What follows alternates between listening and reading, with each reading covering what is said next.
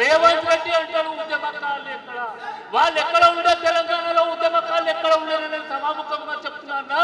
ఈ రోజు బీజేపీ ఎవరైనా ఉద్యమకారులు వచ్చారా? ఈ రోజు దాని మన ఉద్యమకారులు అందరూ తెలంగాణ గురించి ప్రాణత్యాగం చేసి ఏ జవాన్లను పోసేదానికి వచ్చారా?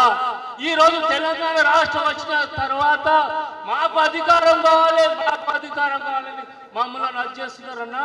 కానీ ఈ మీ ఆర్డర్ అతి తొందరగా బంద్ అయితే అన్నా, ఈ పార్టీ పరిశ్రమ ఉండి 2004లో 2 ఎమ్మెల్యేలను గెలిపించిన తెలంగాణ ఉద్యమ గడ్డ అన్న వరంగల్.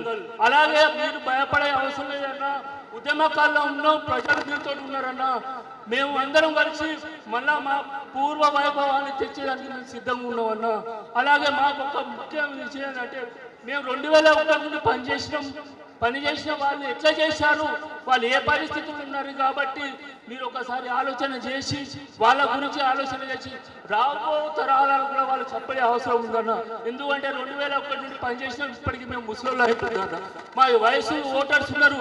ఉద్యమం ఎట్లా చేసిండ్రు, ఎట్లా తెలంగాణ సాధించడం అనేది ఒకటి అందరికీ తెలియాలన్నా. తెలియకుంటే ఉద్యమానికే తెలంగాణకే సంబంధం ఉండదన్నా. ఈరోజు లేనిపోని వాళ్ళు వచ్చేసి మేము అది చేసినాం, ఇది చేసినాం, ఉద్యోగాలకు చేసినాం, అది చేసినాం, అది కాదన్నా.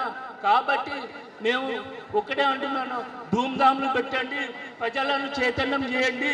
ప్రజలలో మళ్ళా తెలంగాణ వాదాన్ని తెలంగాణ రాష్ట్ర సమితి అంటే పెట్టాలని నేను కోరుతున్న దేశపతి సార్. ఎందుకంటే తెలంగాణ రాష్ట్ర సమితి రావడం వల్లనే ఒక తెలంగాణ అస్తిత్వం ఏర్పడదన్న. మీరు మాకు పాఠాలు నేర్పించిన దేశపతి గారు, మేము పాటలతోటే మేము ఉద్యమకారులు తయారయ్యాం.